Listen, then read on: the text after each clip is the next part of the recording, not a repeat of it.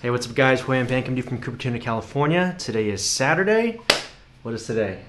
April 4th, 2020. The days are just flying by. And welcome to week 3, day 5 of our live streams. We've been streaming daily Tuesday through Saturday. And of course, we have our weekly Sunday sessions, which is a special topic. But each week, we kind of choose a theme that we work through. And we've been working from our weekly free handout. So I've been making materials free weekly for everyone that's at home.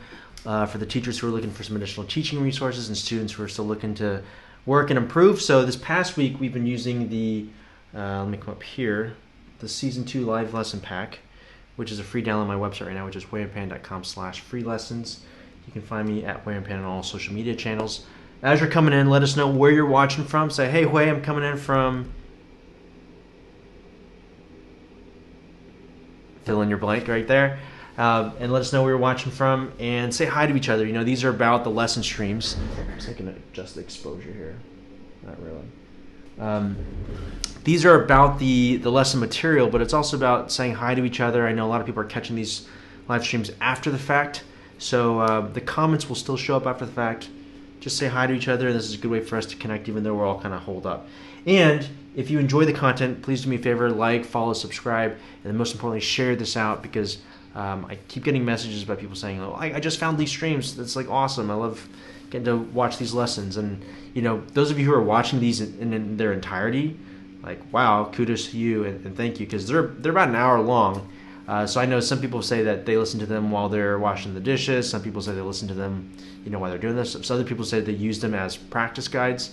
So, yeah, if you are watching these and you're enjoying them, let me know. And to those of you who have been sending all the nice, you know, direct messages afterwards, really appreciate that. So thanks so much.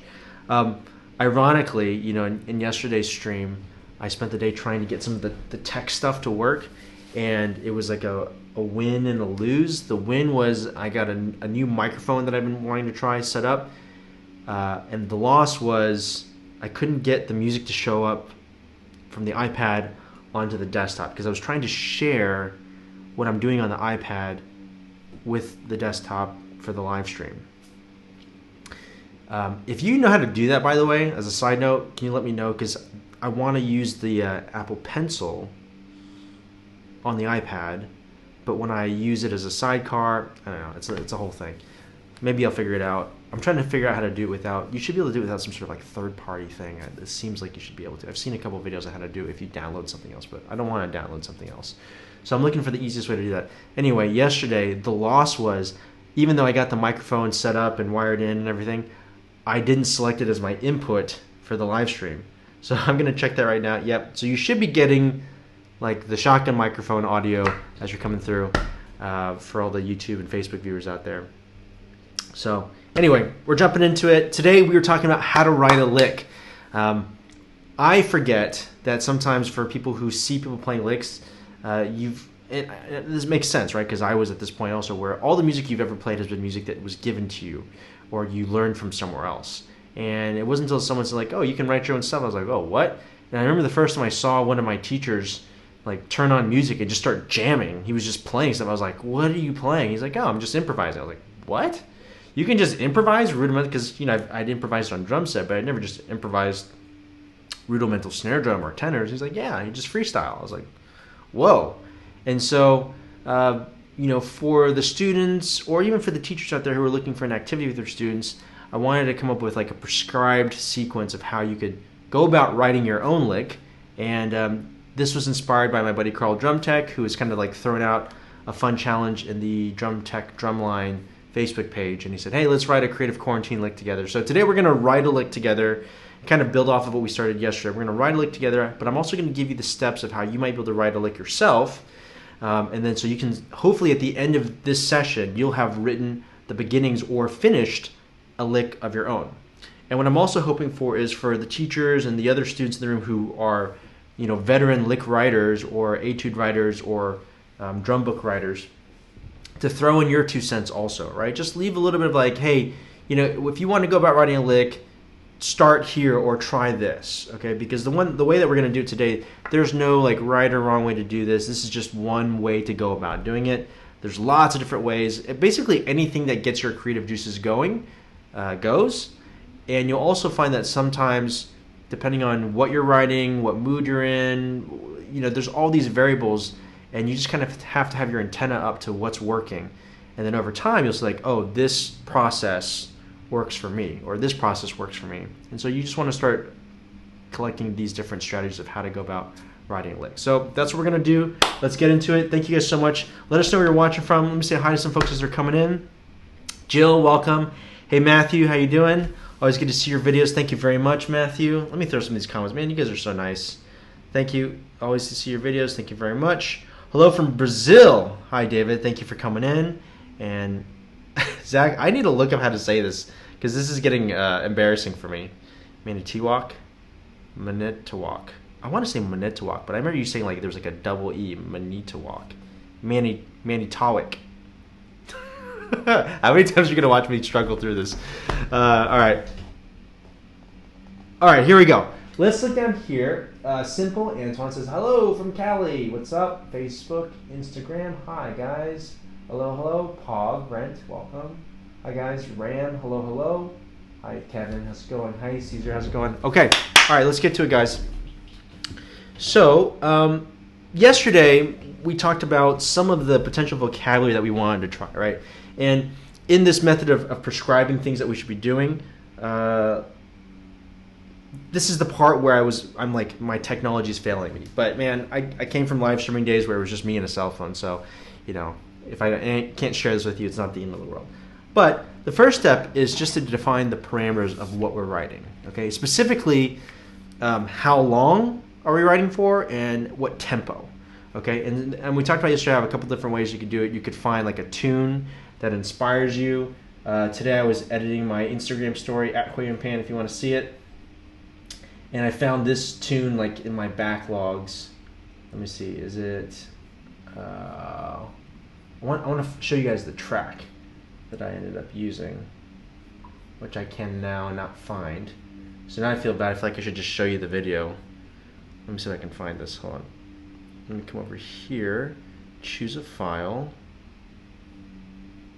backup plus. You guys are like, wait, I don't want to see your Instagram story.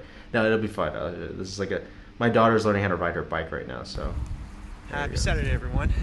Our morning activity. And then for the Instagram folks, you can just listen to the track that I used at the end. You can watch this on Instagram if you want to, at Huei-Yuan. Balance bike. She's still learning how to balance. So this bike has no pedals.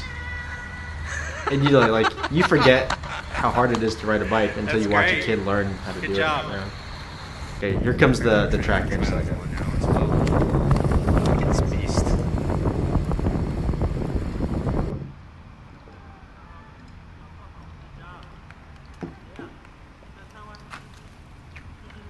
I know Instagram folks are like, what's happening? Just give me 1 second. The track will come on here in a second.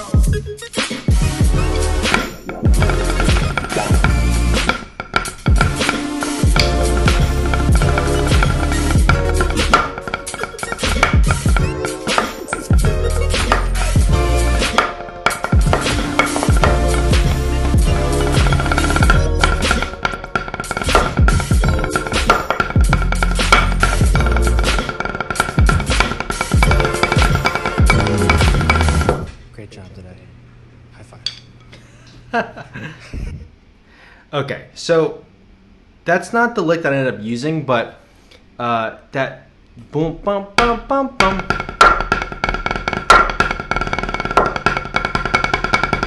That's kind of the feel that track would inspire, right? And the beat is slow. It's like a half time, but you could play double time fast if you wanted to, right? And then there was another track that I was playing around with.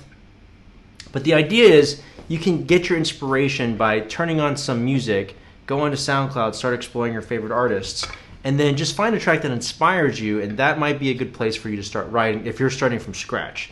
Now, if you're arranging music to accompany like a brass or wooden book, then that's a sign. But in this instance, we're talking about you're just writing a drum lick that you're going to play potentially solo by yourself. Maybe you could expand it into another second part or a third part and build it out from there, right?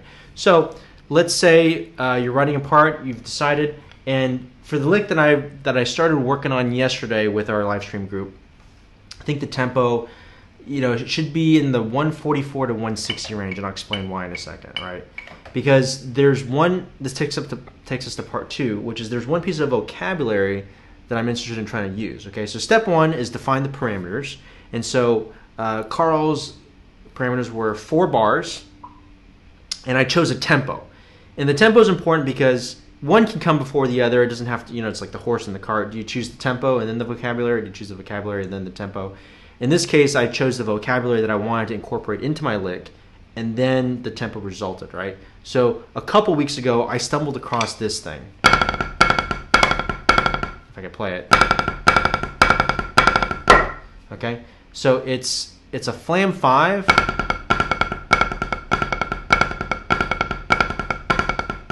But with, sorry, let me take this overlay off.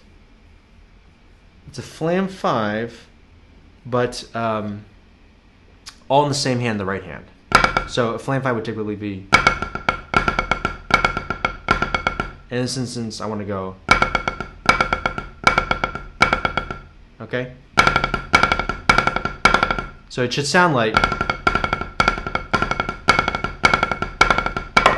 so it kind of depends on how fast my hand can go.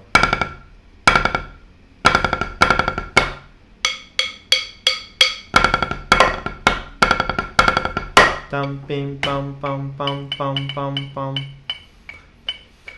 So that's like 152-ish, right? But I'm gonna back it down to 144 for now, just so like while we're writing, you're working through some of the ideas, but eventually knowing that I want to push it into 152, maybe even to like the 160 zone, okay? So step 2, which is where we're at now, and you should write this down. If you have like a notebook, if I was a good teacher and demonstrating for my students what they would be doing as they're doing it, I'd have a notebook and I'd say, okay, first vocabulary thing, that thing that I just played, which I'm calling Scooby-Doo's until I hear otherwise. Okay. If you've played that or seen that before, it seems like something that you would have seen before, right? I've seen a lot of like 4s in the left hand, but with the flam, when I came across it, my daughter happened to be watching something and they shouted Scooby-Dooby-Doo, and she thought it was hilarious. It's the first time she'd ever heard it, and I was like, okay, these are called Scooby-Dooby-Doos now. So I want to use Scooby-Dooby-Doos, and at this tempo,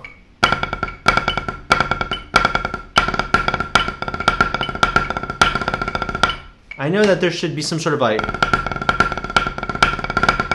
fast triplet roll with accents thing. Okay, so that would be vocabulary thing number 2. Triplet roll with some sort of tap accent pattern, right? And then the third thing I want to see if I can incorporate, because we did some stick control this past week. Thanks for those hearts, guys. Those of you who are tapping those, I can see those coming through. Appreciate that. I watched a masterclass by Todd Meehan from Liquid Drum. If you're not following Liquid Drum, you should check him out. And Todd did a bunch of stick control, which paralleled one of the lessons that we did earlier this week or last week. It's all blending together now. I think it was earlier this week. We did a stick control lesson also, and we worked through like the basic duple stick control lessons patterns. Right, right, left, right, left, left, right, left. Doubles on the downbeat, doubles on the and, paradiddle, and then doubles on the 1 and the outside doubles. Right, and then we did a lesson on paradiddle jam. It's crazy how these lessons are starting to blend together, guys, because when you go daily, you're like, oh yeah, this is a. I used to do them only weekly, so I could tell like exactly lesson number 23 was this, 37. Now I know that I talked about them at some point. But there's a paradiddle jam lesson, and we talked about how you can use these basic stickings to create syncopated rhythms that kind of are groovy and fun. So I want to try to incorporate some sort of stick control thing to tie in what we did this week. Okay, so whether it's or something like that in the middle. Okay. Other than that, it's kind of up in the air. So step 1, let's just recap. Step 1, choose your parameters. We're gonna go 152, and we've got 4 bars. So 4 bars of 4/4. That gives us 16 beats. We can make a bar 5/4 or 3/4 if we need to, but generally it's 16 beats of music that we're going to be writing. And step 2, we're choosing the vocabulary now. So we have a couple pieces of vocabulary. And notice that it's not like locked down. We're just getting some seeds of ideas. And the idea is that you want to start creating little like a beat of this or 2 beats of that. And what you could do, if you have a piece of paper, if you have notation software, this is really interesting too, which is like almost for the majority of my writing career, anytime I wrote something or arranged something, it was at the computer, like directly into the computer.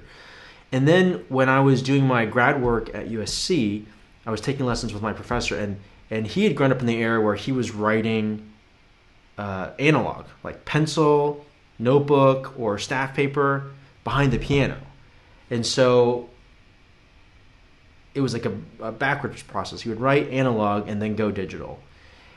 So I spent like a year doing it that way, doing an analog and then going to digital. And there's something about, like when you're writing behind the computer, it's so easy to change stuff. And still I would like play on a pad and then like type it in like that, right? But there's something about not having the computer and you're just doing it by paper and pencil that changes what comes out. It's kind of strange. I'm not sure why. I haven't thought about it enough as to why. I just knew that it was different. And so I was writing differently. And so I know when I was in college, before I got into using notation software, I was doing all my writing in just like a staff notebook. So what I would do if I had a notebook right now is I would just write these 1 or 2 beat or 3 beat ideas down. And then once you have these pieces, then you can start, kind of like dragging and dropping or copying and pasting them into your 4-bar grid. And what you can do is you can like move them around. You're like, I think this is going to go here because this takes us to step 3. So step 3, you start constructing the form of the piece. You need a beginning, you need a middle, and you need an end, right? So as you start putting these pieces in place, you start filling in the gaps. You're like, okay, in order to get to this thing, I need to go to that. In order to get to that thing, I need to get to this. And maybe this should go at the end, and maybe this should go at the beginning. And then you start moving things around. And this is the part that we're going to spend the majority of our time today, which is constructing the form. We need to create a beginning, a middle, and an end. And then the last step, step 4, we'll get to after this. So make sure you stay tuned or stick to the end of this video so that we can show you what step 4 is also. Okay, let me see if there are any questions real quick as we're coming in. I should have done that earlier. Do me know Brazil. Hey, for me talk. Should have done that earlier. Sorry, Huei. No need to apologize, although I'm not sure what you're apologizing for, Zach, but thank you. It's very polite. Let me see over here. 16 Flams. Okay, yeah. Yes, good name. Thank you. Stephanie. Hello. Hi, Cybor. Okay, no questions. Okay, no worries. And hi, KS. How's it going, guys? Pedro. Hope you're doing well, my friend. Haven't talked to you in a while. Hope you and the family are doing well. Hi, Ramirez. Okay, so let's put the pieces together. And if you have questions, let me know throughout. The goal is to be able to put together a lick in the next. Where are we at now? My God, 20 minutes in already. So we gotta move this along. Okay, so I think let's see. Okay, so I think this. Whatever the triplet thing ends up being should come right out of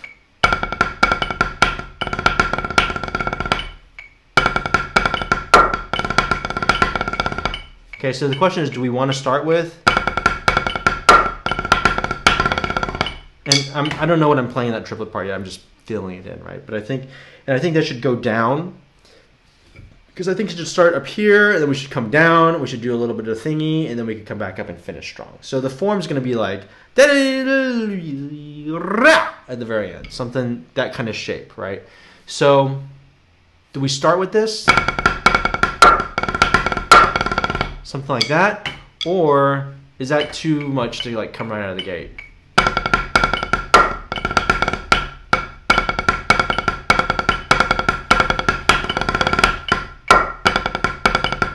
Okay, I might play something before that, because if you ended up playing this with somebody, of course it would look cool if you guys could go right out of the gate. But it's a little bit harder to. I mean, you should be able to do it if it's just like you and somebody else. But maybe we set ourselves up with something a little bit easier to get in. Stick control. For some reason, this pattern is coming to my hands. So that's the stick control sticking, where it's the The doubles on the second and third note, right, left, left, right, right, right, and then we can put accents on it. So it's like dum ba boom ba dum ba boom ba dum, and then the doubles are down. Oh, that's kind of tricky.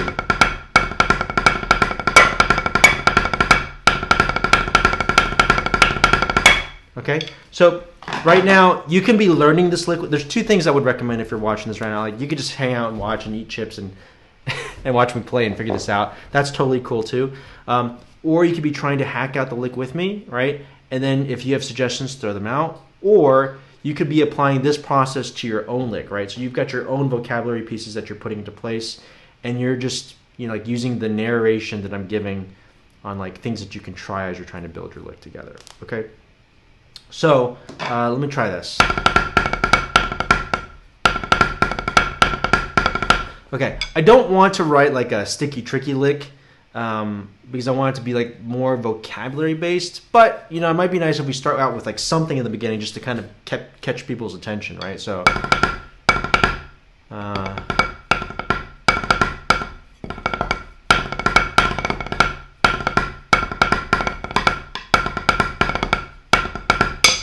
Oh, we do that.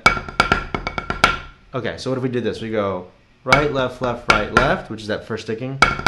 Something that's not too bad about coming because you've got that clear downbeat. And then, because we're playing this, we could use that same rhythmic motive. Okay, so a motif or a motive is like an idea, and it's like you can do variations on the theme of that idea, right? So right now we've got this digga digga dup, digga digga dup. 1, 2, 3, 4, digga digga dup, digga digga dup. So that rhythm, digga digga dup, digga dup, right? We could do that same rhythmic motive with this sticking, right? So what if we did? We did like, okay, that's cool. That's like something. Let's see what that feels like.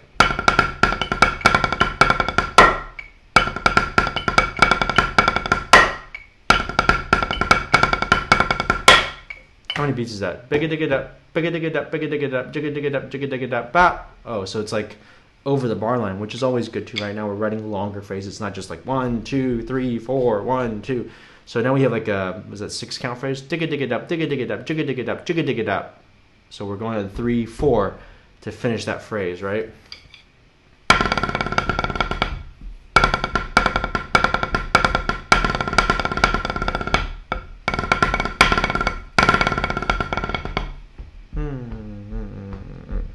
Jigga digga dup, jigga digga dup, bigga digga dup, jigga digga dup, jigga digga dup, jigga digga dup, jigga digga dup, brrr, digga dup.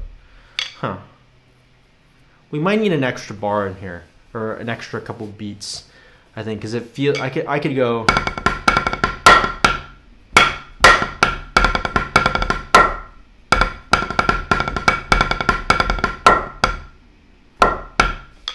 It seems like it seems too like hokey sounding, so I want something that's a little bit of a longer, like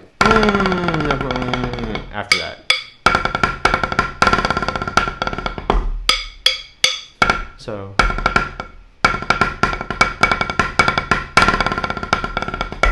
and that's going to take us down into the first soft section. Okay, so here's our first bit. So we're going to go.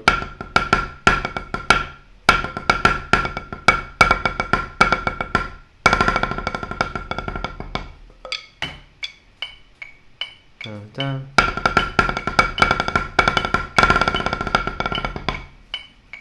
How many beats is that?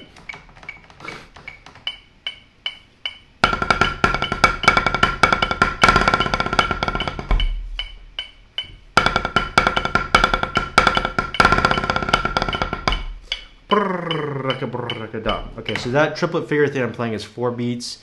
We have 6 before that, so we have 10 beats right now, which is, it's okay, right? Because we're making it up as we go. We can extend, the parameters if we need to. And I said that we should put some sort of like stick tricky thing in the beginning. Okay, so we go.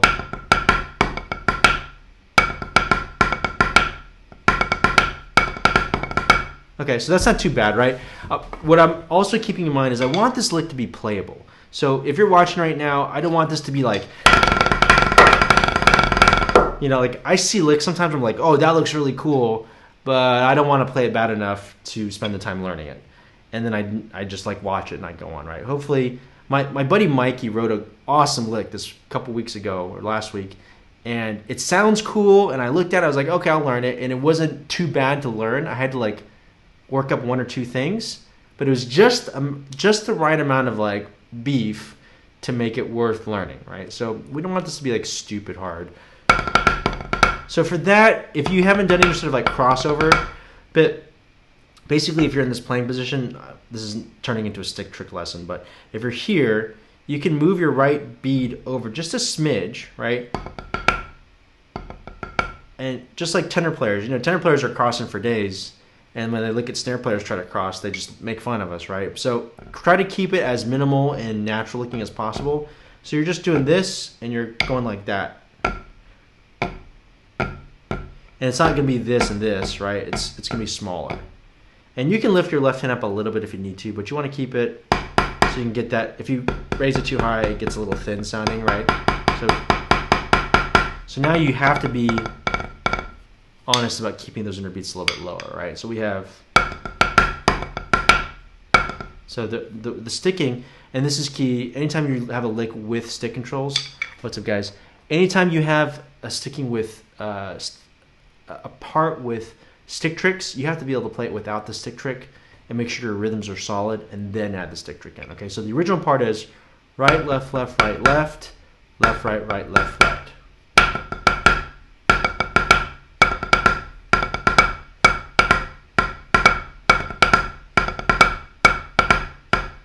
Right, so that flows, and now I'm going to add a cross on that left, the second left, I don't know what you call that.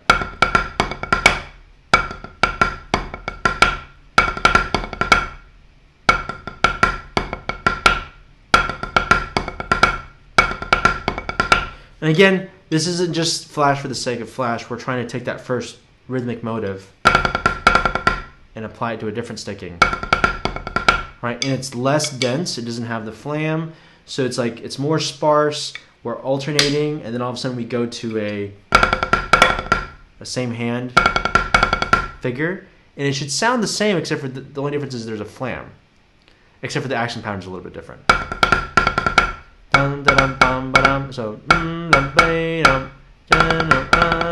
So we're just taking out that accent.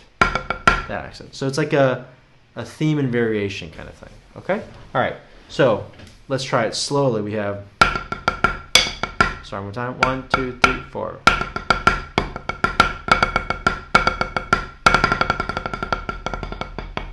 Something like that at the end. Okay? Let's see what it feels like with the beat. We'll start a little bit under like 144.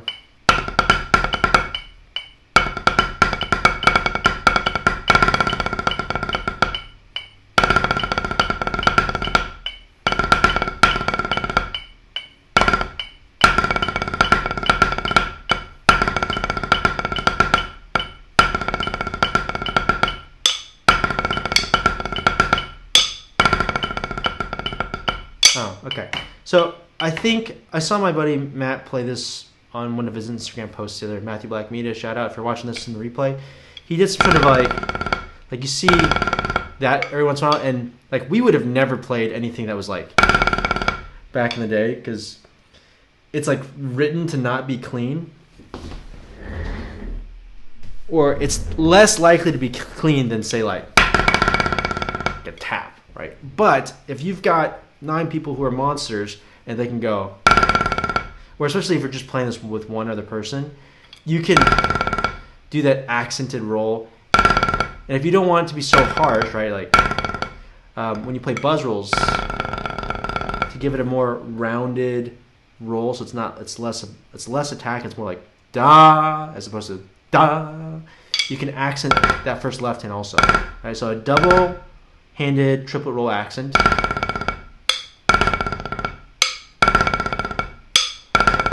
I'm just playing a triplet roll, right? But now I'm gonna accent the first 2 triplet eighth note partials. Okay, so what's a cool triplet figure that we can play for this? Any suggestions?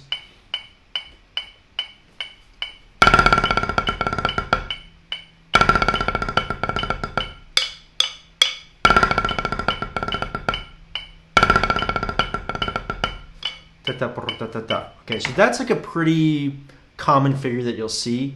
And so again, in that spirit of trying to make something like, if someone sees that, they'll just go like, okay, got it. Okay, got it. It's just two triplet accents. That's a little bit different. And then, oh, da, da, da, da, da, da. Okay, so in context, we've got this. One more time.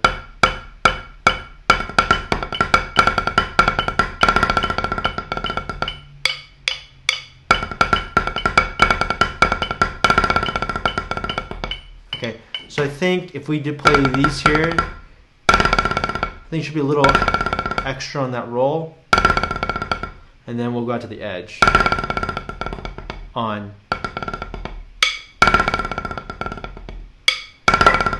So that's all in the center. Out to the edge. So just those two beats. Okay, so now we end up on the edge. Let's rep this a couple times and then we'll go to the second half. Okay, halfway through.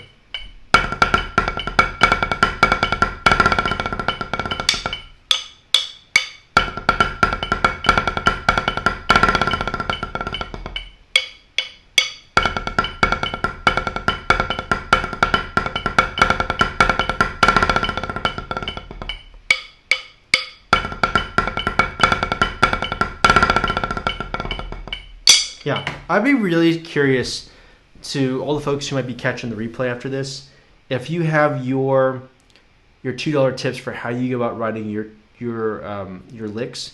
Because then I've seen videos of like Mark from Gridbook series. He'll post some of his behind the scene videos, and it's him just like kind of working and hashing stuff out. He's like, oh, that's kind of cool, and it's a little bit of trial and error, and like you're trying to find something. And then like when you find that thing, you're like, ah, that's it, okay. And then you start chipping away at it and you start adding on to it until you can make it into a thing, right?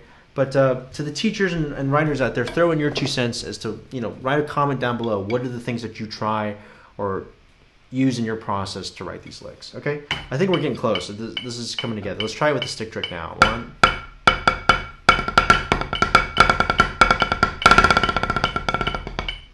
I'm ending just a little bit early at the end. 1, 2, one more time.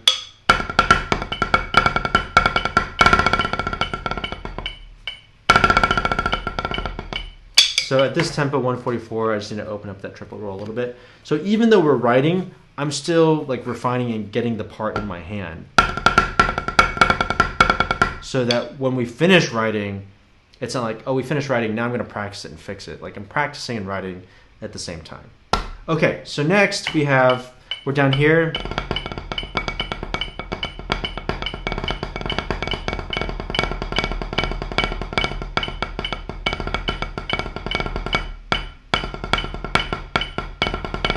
Okay, so here's another thing. Yesterday there was a piece of vocabulary. Someone said something that made me think about this, or they just said to do it. But when we played this figure, there's 4 notes in the right hand. Right, and I was like, oh, that might be cool if we played something where there's 4 notes in the left hand, but make it different, so it's a different figure. And we were doing like, so they said like 4 notes in the left hand, and then you could make them 5-lets. So it's like 1, 2, 3, 4, 5. And this is a drag. I've seen these.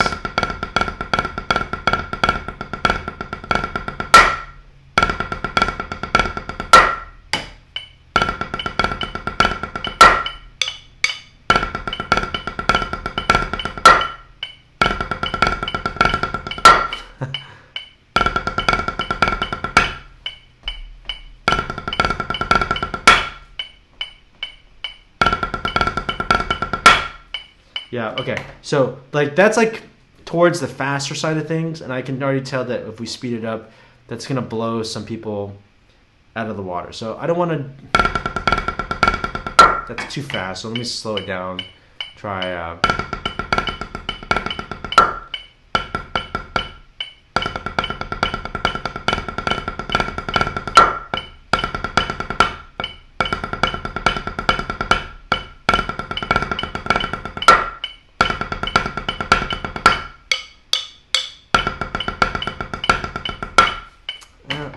I don't think this is gonna fit. 1, 2, 3, 4, 5.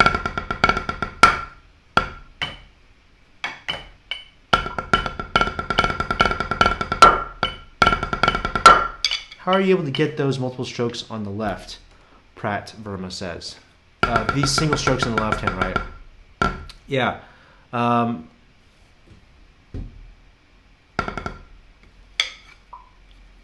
Speed.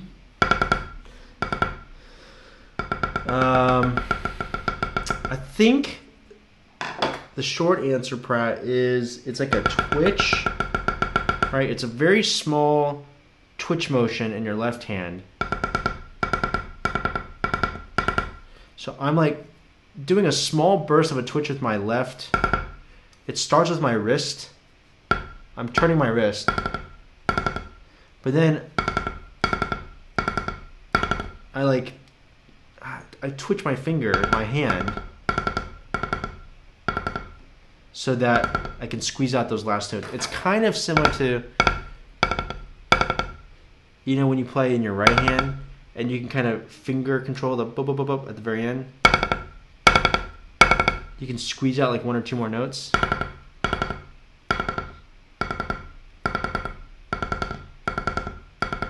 It's kind of the same thing here. So I'm using wrist and then it's like a fast twitch in my left hand.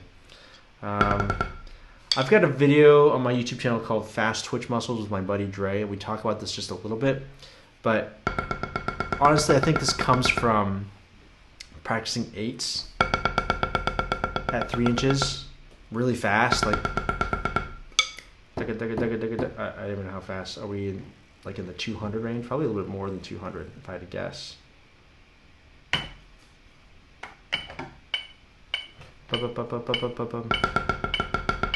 Really? Okay, so this is 100 on the metronome, right? If you, that's 200 again, isn't it?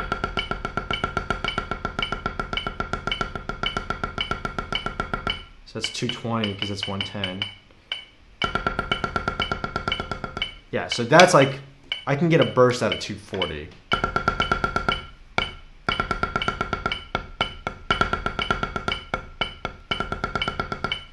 Right. So, you know, funny story.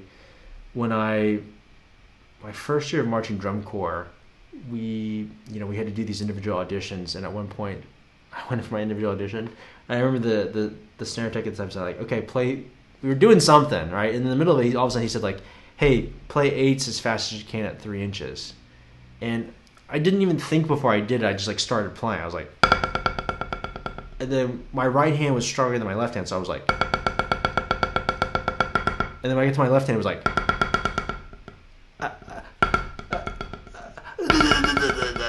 it's just like, and I remember being so embarrassed in my audition, but it was a good learning lesson for me because I was thinking like, you should have known what your max tempo was for 8s at 3 inches to sound good, and then thought about that tempo before you just started playing. So, I would recommend a couple things, Pratt, which is just start playing 8s and then gradually bump your way up. This Sunday's lesson is going to be about, tomorrow's lesson actually, is going to be about how to build chops, strength, and speed. Because there's like a process that you can go through for different skill sets. There's different ways to go about building the strengths and the chops for that. So that's tomorrow's lesson, and I should talk about fast twitch 8s in there as well. So, okay, let's keep going. We'll stay on topic. Thanks for that question, Pratt. That's also a module in the left-hand traditional course too. So, Pratt, maybe you can check out that module, or I'll send you the link. Just send me a direct message after this, okay? All right. I think this is doable. What if we go, so back to 144. Instead of doing groups of 5s, so instead of doing,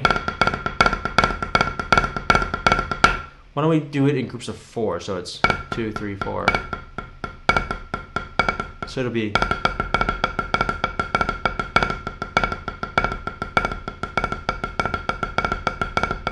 hi guys, come on in. Thanks those of you guys who are sharing and waving and coming to the room. Thank you for doing that. Appreciate And guys, I can see the shares that people are sending out, so I really do appreciate those of you who are sharing this into your timeline and into your favorite percussion groups. So, it's always more lively when we get more people in here. And if you're coming in midstream, let us know where you're watching from, and just kind of say hi to everyone in the room. Hi, I'm doing well. Thanks, Tegan. Appreciate it. Roba, welcome to the room. Hi, Danielle. Okay, all right, here we go. So,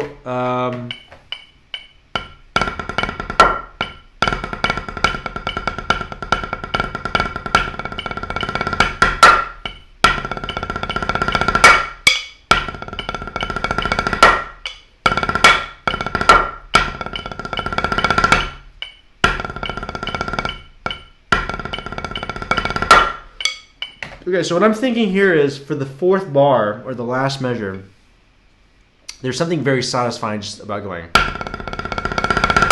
right? And maybe it's 1, 2, 3, 4. So we only crescendo the last 2 beats. 1, 2, 3, 4, right?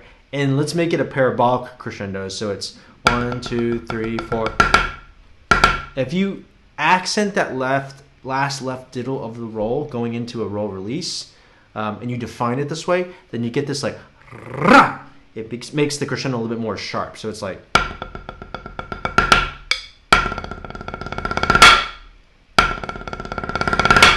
as opposed to, so I call them direct crescendos, where it's just 1-to-1 ratio, and then you have parabolic crescendos where you get that zzz at the very end. Okay, so I think the last 4 beats, I'm feeling this. And you can do a parabolic crescendo there. Or, and you guys let me know what you think here, if it ends with, so that's a paradiddle diddle, paradiddle diddle, paradiddle diddle.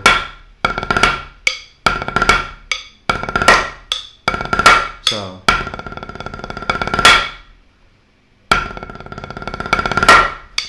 that's a paradiddle diddle, or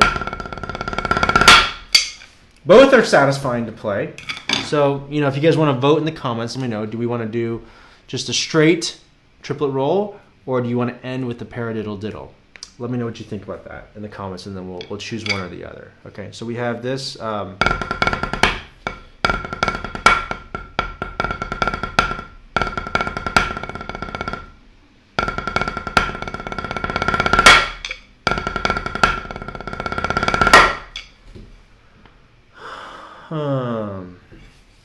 Okay, so we're getting votes. Tegan says paradiddle diddle.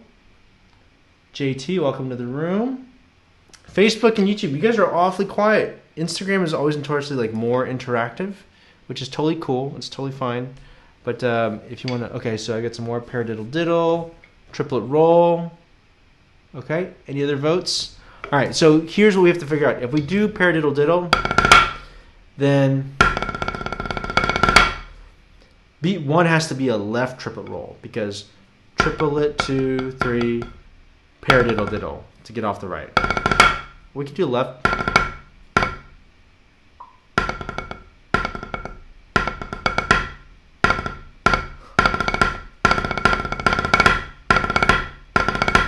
So we could do a left one, but it's more satisfying to go. To make it right. So, which means beat 1 has to be. So then we have to get off to the left hand somehow on beat 1. So if you're, I'm just visualizing this on my head, guys, but if you were doing this, you could write it down. You could see this a little bit more easily on paper, right? So if I have this, if I put that on beats 3 and 4, I can't get to my left hand here. So that means we'd have to shift to beats 2 and 3.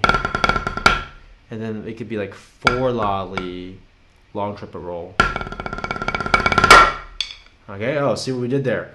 So in order to get to the left hand, we just shifted this piece of vocabulary that we wanted to use back a beat and then put in a triplet. So triplet, and that's beat 1. Okay, if that's the paradiddle diddle route that we go. Option B is we just do a straight triplet roll, so we'd have.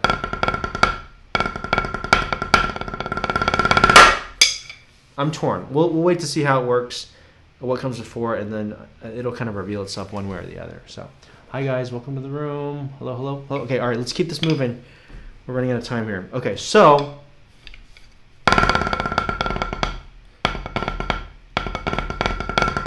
I need something before. So thank you for those hearts.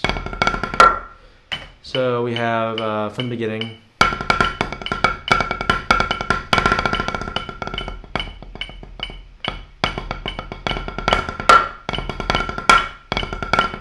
Okay, so very simply, you could have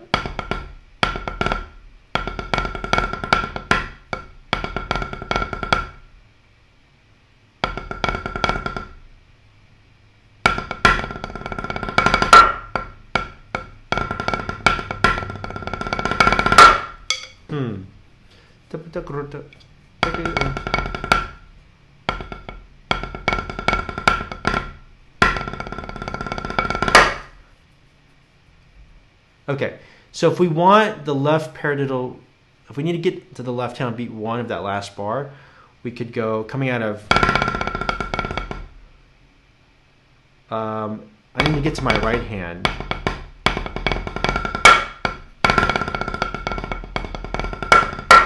So you could do that metric shift right on beat 1 and go to 16th notes.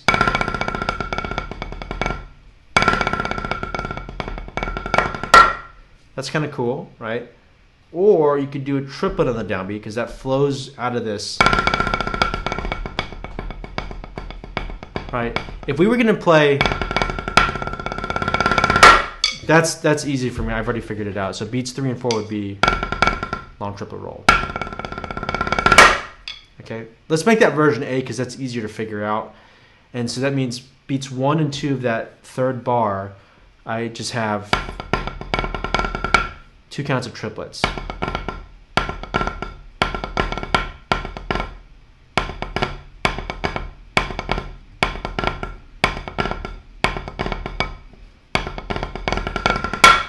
Well, that's kind of cool, right? Because now you're going triplets into 16th notes, so there's a little bit of forward momentum. The rhythmic density becomes more forward moving. So we have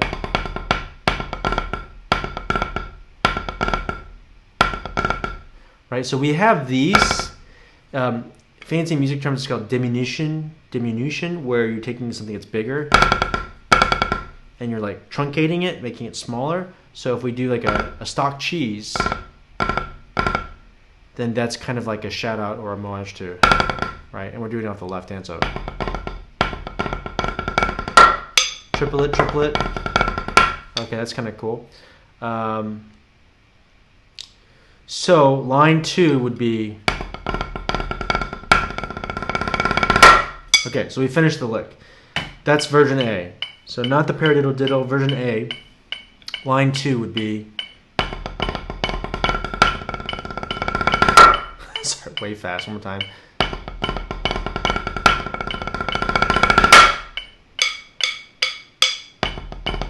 Okay, so that's stock. Da da da chugga da da, tap or accent tap tap cheese, and then this figure.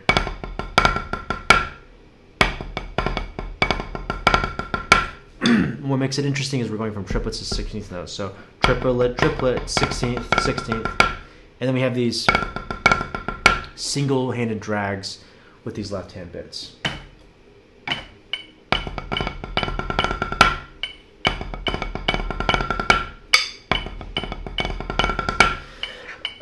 And notice that we're moving on. So, and then right there, long triplet roll.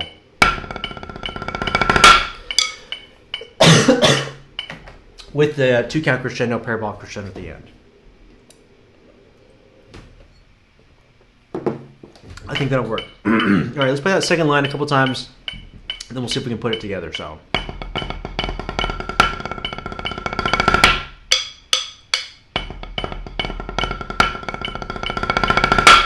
All right, back to the beginning.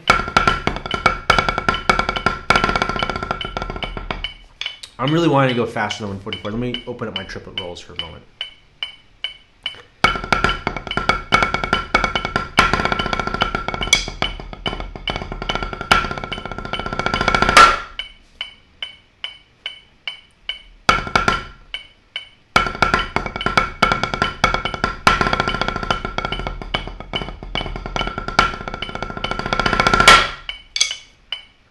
Okay, that's not bad. That kind of flows. It's fun, right? And we haven't done step 4 yet, which is important.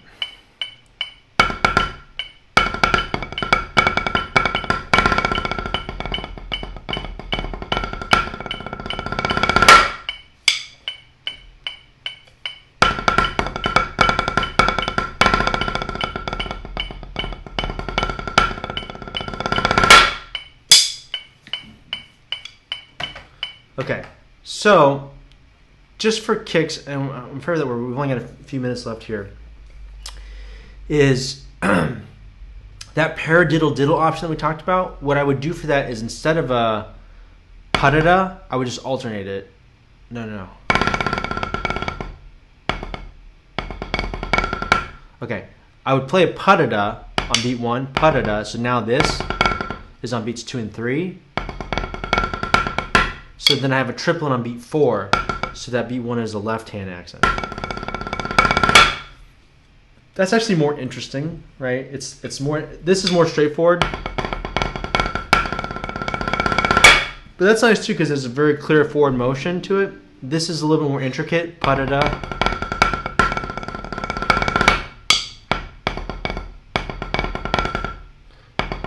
Ah.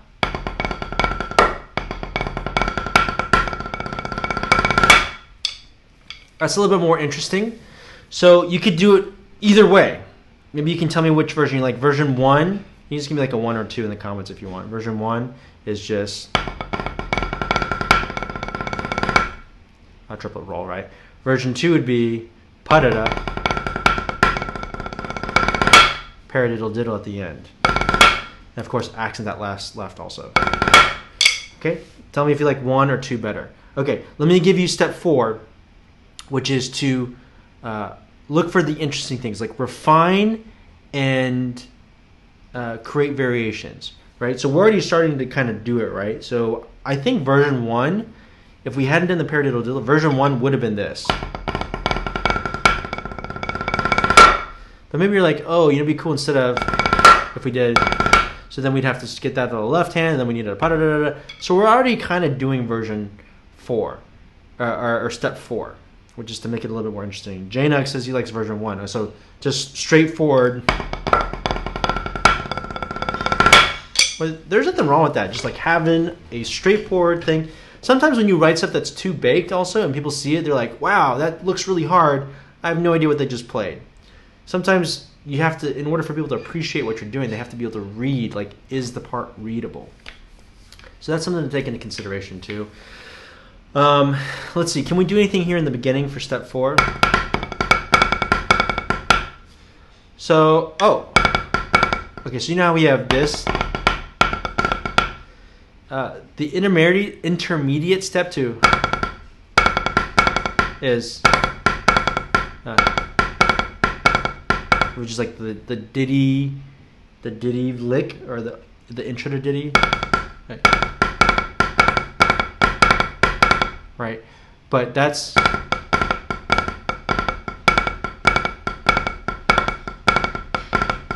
cheese.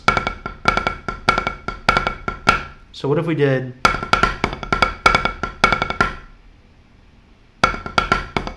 first time, second time?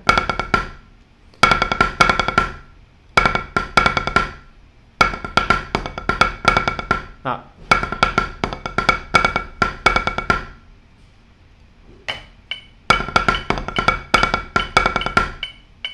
So that, I think, compositionally has a little bit more like development to it because you're like boop boop boop boop, right?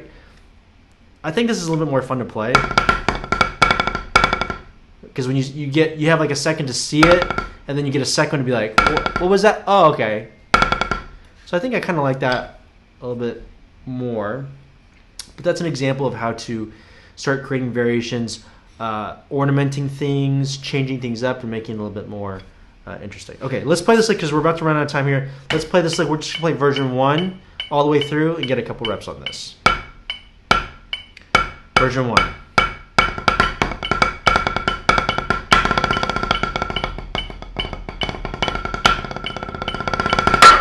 So, let's see. It feels a little bit empty on beat 1. So I'm going to put a drag. I want to put a buzz. That's written dirt because you're going. Actually, that's not too bad. The fulcrum change that you need right there to get that pressure is going to cause some people to dirt it out. So let's just make it a drag just for flow. Slight tenuto on that drag. Cheese.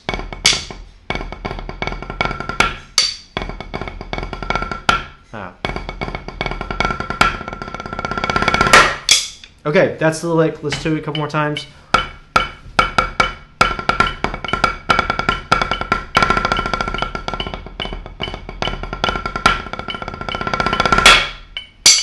Okay, that's 144. Let's bump it, 152.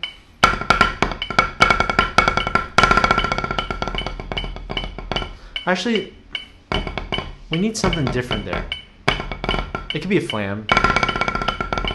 No, I can't.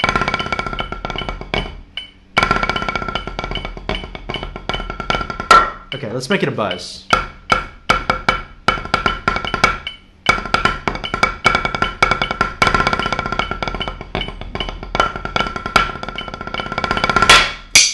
Okay, let's try one more just for fun. 160.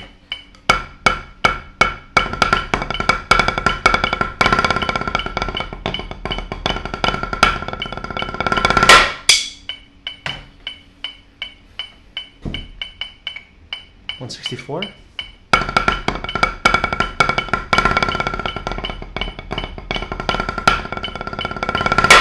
So at 164, it starts to get a little like too fast. You can't read what's going on. So there is a thing about going too fast. It's not faster the better. Sometimes if it's too fast, it becomes unreadable, right? So 164 to me sounds a little bit too.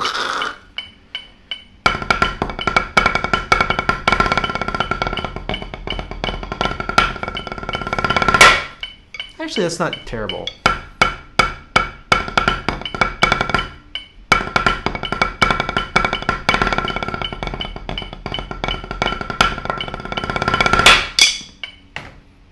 Maybe. I think maybe the 160 is a little bit better. Nietzsche says, good. Thank you, Nietzsche. Hi, Joe. Hi, Tina. Gina. Version 2 is more interesting, Matthew says. So Matthew's been voting, was voting for the previous one. So the previous version, maybe we'll write up both versions. So it's parara.